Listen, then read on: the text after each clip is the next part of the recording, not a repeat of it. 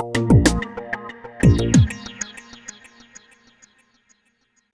everyone. Okay, how's everyone doing? All good? Yeah? Show of hands, who in here is a software tester?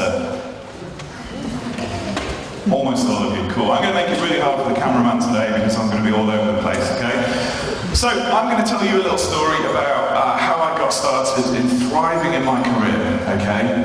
It was when I met Mr. Freaking Furious. Imagine the scene, I'm at a networking party after a conference, and by the way, have you ever seen a group of testers at a network party?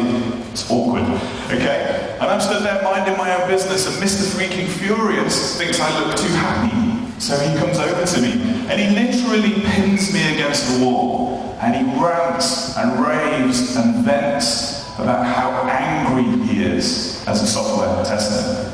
He hates his job, he hates his company, and I have no doubt his company hates him too. He hates software testing, he hates products, he hates everything, he hates the conference, he hates himself, he hates me, he most likely would hate all of you too. Okay? At the end of this, I'm exhausted. He's drained me of any positivity I had about software testing. Now this was 11 years ago and I thought I was a good tester. But I looked at him and I thought, you know what? That might be me in 15 years' time.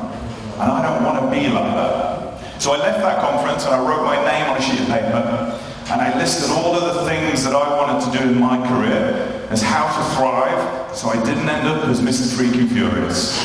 And then I did nothing for about 2 years, okay? And then about 2 years after that, the second compelling thing that moved me forward in my career was the birth of my first son, Oliver. There he is, bless his little cotton socks, okay? But he is lucky to be here, because he was born with a knot in his umbilical cord, and most children don't survive that. So it was one of those compelling moments where I was like, crikey, life is potentially quite short. So I went back to my list, and I considered the list in the terms of an hourglass. If you imagine the top half of this hourglass, you can't see it. You have no idea how much time you have left to achieve the things that you want to do in your career. You can see the time passing. Every second of every day is time where you may or may not be thriving in your career. But you have no idea how much is left at the top. And so I took it upon myself to action that list, to take the list, stick it on a wall, and thrive in my career. Well, what does thriving mean? Well, thrive means to grow vigorously. Okay? To grow vigorously. The word vigorously, hope that translates over to Polish quite well, but it means to grow really quickly, with purpose, with a focus. And that's what I wanted to do in my software testing career. Because right after that conference, I thought, I don't want to be in this industry. It's awful. It's full of Mr. Freaking Furiouses. And trust me, they still exist today. Hopefully not in this audience, otherwise you might get me afterwards. So, I'm going to give you 10 brilliantly simple ideas to thrive as a tester, as a product owner, as a business analyst, whatever. These are universally applicable. These are things I did in my career. They may help you. They may not. Hopefully they're going to give you some inspiration to go away at the end of today and hopefully put yourself on the path you want to be on. Because if you're not on a path that you want to be on, you're on someone else's path. So, do we crack on? Are you happy? All good? A few nods. Loads of people writing stuff. It's cool. The slides will hopefully be available afterwards. So, I hear people in the industry talking about how it's turmoil at the moment. There's rapid technology, there's loads of changing things, there's stuff happening all the time, it's too fast. I can't keep up. But it's a perfectly brilliant time to be a software tester. Right here, right now. You've got big data, you've got cloud, you've got Devops, you've got all of this cool stuff. Don't be afraid of it. Grab hold of it, run with it, learn it. Find an organization that lets you try these new things. Because trust me, the only time to make success of your career is now. Not in 2 years, not in 3 years. It's to take that opportunity now. I'll give you some clue. I don't know whether you know how old I am. I'm going to give you a clue. It's in decades and it's got 4 and 0 in it. And I know I only look about 25. A few of you are going, really? But yes, I've hit the big 4-0. Probably why I'm doing this talk about thriving in your career, okay? But when I first started out in my software testing job, do you know what two technologies were just about to come through? The internet and mobile phones. Can you imagine a world without the internet? Bizarre. Okay, but I was testing just as the internet was taking off, this weird thing where you could do things online. Okay, and it was a turmoil moment in my career. A decade later, you've got social media all over the place. Okay, it's always going to be turmoil. So grab hold of it, embrace it, run with it. Expect to be involved in turmoil and rapid tech and hyper-competitiveness. Okay, it's easier to say than it is to do. Okay, you get an opportunity to nudge our industry in the way that it needs to go. Okay, so I haven't really done software testing for about 10 years, but I joked with somebody the other day that I could roll out some of those talks from 10 years ago and they'd still be relevant. Okay, the industry isn't moving as quick as I think it needs to. So all of you in this room have a great opportunity to be part of that. See this group of people here? They look having fun, aren't they? They look really happy. Do you look like that at work? Yes, like, maybe. Cool. But they look really happy. You know, how insanely happy do those three people look? Okay, but if you're not having fun with what you're doing, you should be done with it. You spend 40, 50, 60 hours a week at work, and if you don't enjoy it, don't be there. You have a choice. Sure, you might have to put some groundwork in, find a new job, upskill, network, learn something, whatever. But if you're really, really not enjoying your work, don't stay there. Because you will end up like Mr. Freaking Furious. Okay? You have the choice to do something now. I wrote my name on the list. I wrote about 15 different things on that list. I'm still working the list 12 years later. Okay, I've only completed about 3 of them. All right? So that's how long it might take. You've got to decide to thrive. You've got to make that decision here, today, tomorrow, next week, whenever. You have to decide to thrive in your career. If you don't decide to thrive in your career, somebody else will guide your career. A decade will go past and you'll still be doing the things that you thought you wanted to do, but actually aren't the things that you maybe actually want to do. When you ask people, what do they really, really want to do in life? Is the answer software testing? Possibly. I know a lot of people who say yes. Most people say, I want to be a writer. I want to be a painter, I want to take photographs, I want to be a videographer, I want to do stuff, I want to build software, I want to be a developer, I want to be a tester, I want to be a product owner. Go for it.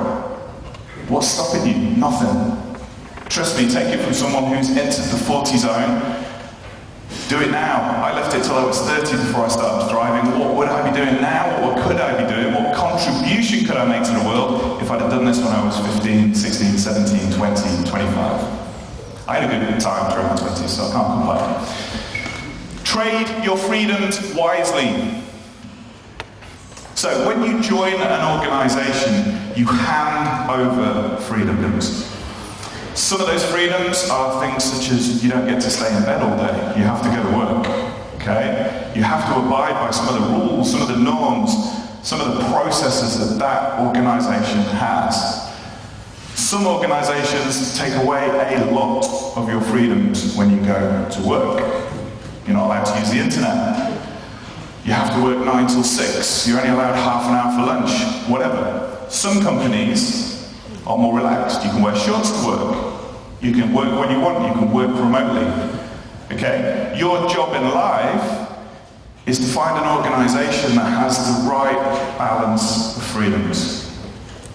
And what I hear so much in our industry is people complaining about how they have to do things. At a conference the other week, a product owner came to me and said, why does the business tell me what I have to put into the product? Why would it not? It's a business, it has to make money. There's a market. I had a developer telling me, I wish I could just go off and build whatever I wanted to build. Wow, it's going to take a very foresightful company to allow you to do that. So choose your organization wisely. If you like going to work 9 to 5 in a suit, find an organization that does that. If you want to wear shorts and t-shirt, find an organization that does that. You must trade your freedoms carefully. If you get the wrong company, it's going to be really, really tiring to put your heart and soul into something that you don't believe in, that you don't enjoy, that you don't want to. Does that make sense? Cool. Your job as a software tester, believe it or not, is to actually ship software. So when we were building our test team, one of the questions we would ask all testers is, what's the job of a software tester? And the majority of people in the industry still think that it's to stop software going out the door. It's to find bugs, it's to break things. It's to stop developers making mistakes. It's to, I heard this once, to wipe the smile off the face of a developer. Wow. Really? It's not. Your job is to ship software. Pure and simple. If that software does not get shipped, your company is not releasing the value it needs to. Of course, we don't want to ship rubbish software. We pull the cord if it's going to cause harm, if it's going to lose data, if it's going to not add value. But as a tester, if you think about it, if you're stuck at the end of the process and you're testing software trying to stop it going out, it brings a very different approach to it than if you think, how am I going to help the rest of the organization ship good quality software? And that's how you start the journey of software testing, moving to the left, to the requirements, to the product owners, to the decisions around what we're going to build. Your job is to ship software. We need to embrace our differences in the community. So one of the things that we try to do, and I don't know whether you see this if you're on LinkedIn, loads of articles about this, Facebook, Twitter, anything in the technical world, they try to create people who, I'm going to use me as an example, are a bit like me. Stand up in front of rooms, EQ, all that sort of stuff, visionary leader, blah, blah, blah, blah, blah. That's what we're trying to push people to be. But there'll be some people who don't want to do that. And there are weaknesses to me, and we talked about this in the workshop yesterday, for all the fact that I can stand up in front of a room and I get energy from this, I don't want to implement stuff, okay? When it comes to actually doing the detail stuff, I struggle, okay? But there are some people who love the detail stuff that never want to go on stage. And I use the example of my accountant. I want my accountant to be diligent, to be conscientious, to make sure that everything follows the rules. I don't want that accountant stood up on stage trying to get people motivated about accountancy.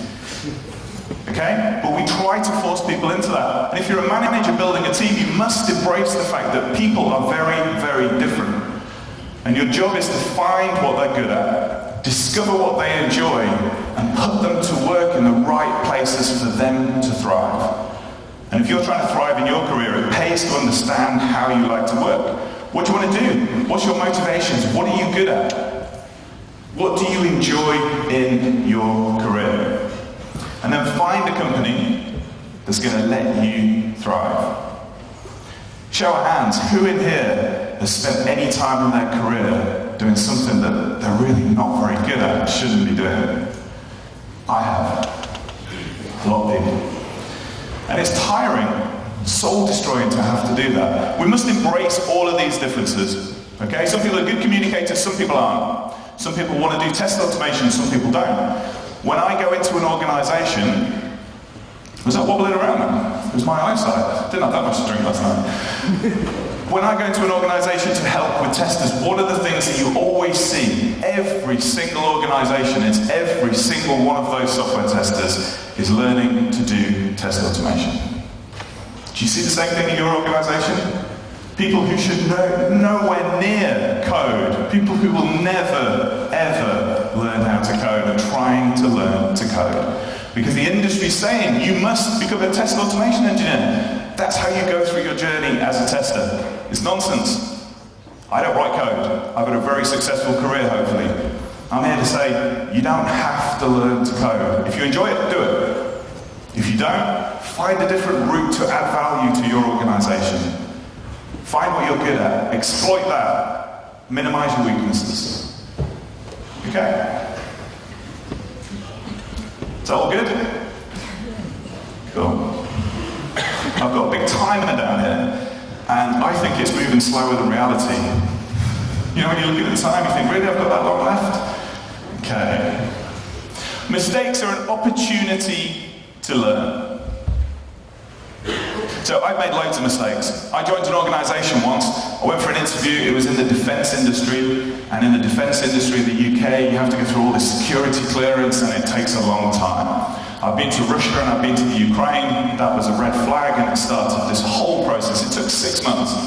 So I got the job. I went for the interview. It was a beautiful room, a little bit like this. Little table, really nice. Interviewer was great. I felt, this is it. This is my next career move. I was happy. But I got offered the job and I had to wait 6 months until I could hand my notice in. 6 months. It's insane. But I handed my notice in, happy days, left a really good company to join a really great company. Day one, got there, the person who hired me had been fired. Always disappointing. The office I was supposed to be based in about 2 miles from my house. No, I'm now 30 miles away from my house. Disappointing. Open the door into the office, past the security bit, into the bit where everybody works. Oh my God. People were miserable. Ceiling tiles all hanging down. It looked like it had been flooded. People sat doing nothing. Literally doing nothing and getting paid for it. Which sounds great, but that's not what I want to do. Contractors playing solitaire all day. It was horrendous. I took the following day off ill, and I was genuinely ill from the disappointment and heart-wrenching mistake that I'd made. I took the third day off ill. It's not a great start to your career, is it? I took a fourth day off ill, and then the fifth day I wrote out my letter of resignation and I went into the organisation. It took me a further 4 days to find out who to hand my notice to. It was that kind of company. Eventually, 9 or 10 days in, I was out. I had to work an extra 2 weeks because that was my notice period. It was insane. I did nothing for 2 weeks. I sat there playing solitaire for 2 whole weeks. It was ridiculous. That was the biggest mistake in my career. But I learned a ton. Mistakes are an opportunity to learn. A mistake is nothing more than I expected this, and I got that. And the gap between is the learning point. Okay? The main thing I learned from that was always go and meet the team. Always go and see if you can get into the office, okay? I will make mistakes. Cool. And the thing is, you need to trade your freedoms wisely, like we mentioned earlier. You want to work for an organisation where if you make a mistake, you don't get fired. I went for an interview at a big bank in the UK, huge organisation. And I got to meet the team. That was after my mistake earlier. And I was walking around the office and I got to meet the team and they all looked absolutely terrified. And so I said to one of them, how long have you worked here? And he said, about 5 days. Okay, cool. How long have you worked here? About 4 days. Okay, cool, all right. How long have you worked here? About 2 days. How long have you worked here? I started today. Okay. Has anyone been here longer than a week to the whole team? And nobody. And what happened is if that test team missed a defect, they miss a bug and it goes into production, they get sacked. Wow, that's really going to create a great team, isn't it? They offered me the job after literally 10 minutes of meeting the team, looking at this diagram, how would you test it? Do this, job's yours, good money. And then after I met the team, I was like, no, I'll be sacked next week. Because you're never going to find all of the bugs. There will always be an issue in production, which is why I'm a big fan of Devops. Mistakes are an opportunity to learn. What we find in the testing community is people do not learn those mistakes. We make the same mistakes over and over again. If you want to thrive in your career, make mistakes, learn from it, move on, get better. Learn anything that interests you. Quick show of hands, who in here reads software testing books? Do you find them useful?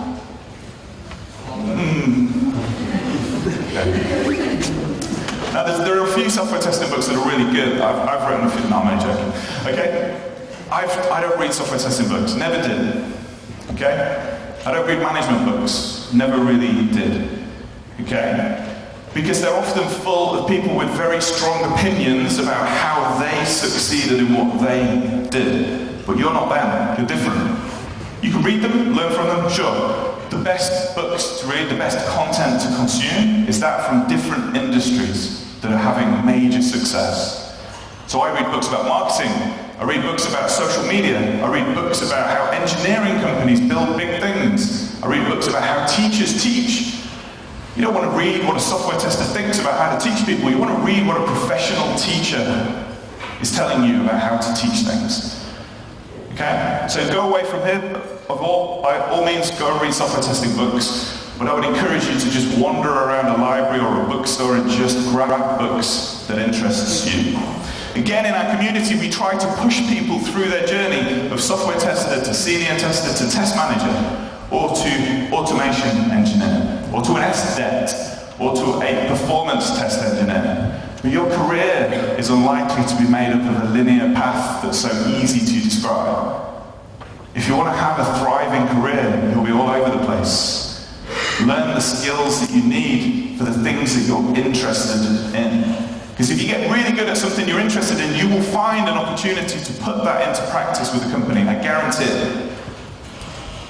It's better to thrive and be amazing at something that you enjoy than it is at something you don't. It doesn't make sense. So ignore the certification schemes that put you on a ramp to a certain thing. Who in here is certified?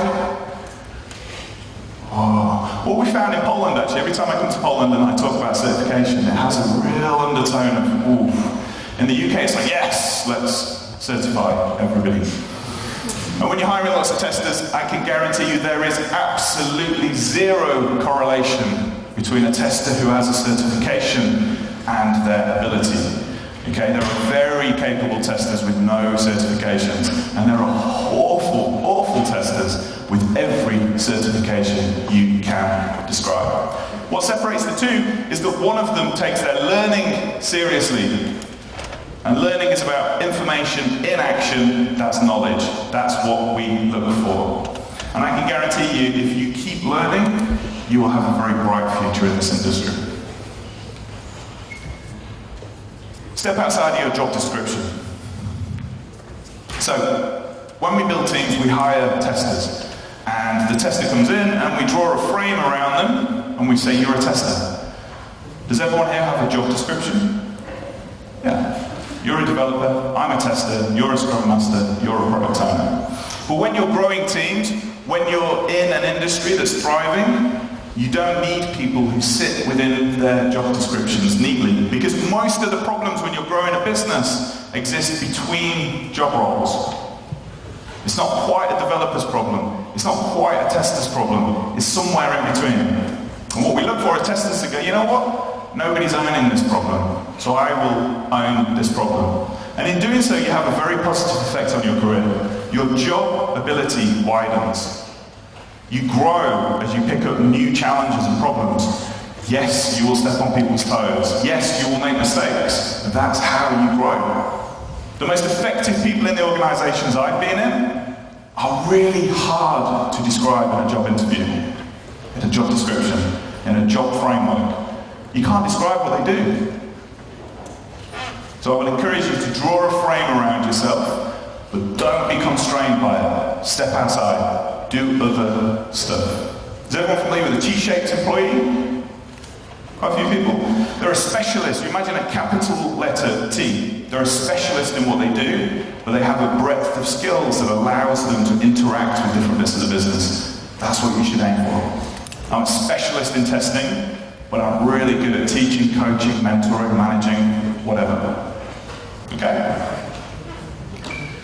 And then finally, the last thing is to ask questions. If I was to ask people what testing is, we would still have a gazillion different definitions. As an industry, we can't agree on what testing is. We have the certification people who are saying it's X. We have other thought leaders in the industry who are saying it's Y. It's confusing. But for me, software testing is nothing more than asking questions. What happens if I do this with the software? What happens if I combine these things together in the software? What happens if I do this? When will it be done? What's it going to look like? What are we expecting? The great testers I know ask those questions all the way to the beginning of the process. And then they start asking questions about the process itself, and the team, and themselves. and the management structure, and the organisation. And yes, they're a pain in the backside. And I'm looking at me now. But they're really, really good. Because they challenge things, they ask questions. Could I be better next week? Can we improve the way that we talk to our stakeholders? And these are not traditional testing questions. But testing is about asking questions. Great testers ask lots of questions. Amazing testers who are thriving in their career are always asking questions. And one of the best questions to ask, and if you ever worked with me on any project or any business, you'll know that one of the questions I ask, and it became a bit of a joke, was what problem are we trying to solve? Every meeting, before it starts, what problem are we trying to solve? Oh, I don't know. Let's not have a meeting. The requirement comes through. What problem are we trying to solve with the requirement? Oh, I don't know. Well, let's not build this thing. If we're not solving problems or opening up opportunities, what are we doing? A show of hands, who here has ever worked on a feature or requirement that had no business value whatsoever? Everyone almost. Few, not. That's good. It's good. Keep doing that. That's the job of a software tester, is to ask questions. The best questions you can ask are of yourself. Can I get better next week? Can I realistically become an executive in this organization? Yeah. So when we ask questions and we start to think about how we structure this in our careers, we talked about this in the workshop yesterday. I'm happy to talk about this afterwards, after this talk. But I will give you one clue. You all have the ability to get power, to gain power within your organization. Now, we don't like the word power, but there'll be people in your organization who have power over you. There'll be the CEO who can exit from the business, the manager who will not give you a pay rise or give you a horrible performance review. The world and our business is made up of people and relationships and power and hierarchies. And you all have the ability to build the power, which is nothing more than getting things done. That's all power means. You all have the ability right now, end of this conference, to go back into your organization and start building your power so that you can start to push your career where it needs to get to. There's three types of power. One of them is role power, which you should use as little as possible. If you're a manager and you're using role power, you're a dictator. Nobody wants to work for you. Everyone hates you. And that role power eventually will just become, The second form of power that everybody possibly could get is expertise power. I'm the only one in the organization that knows Erlang, therefore I am an expert. And that's fine, until you're no longer an expert, and then you're not required. But the third type of power is the one that you can all build, and that's relationship power.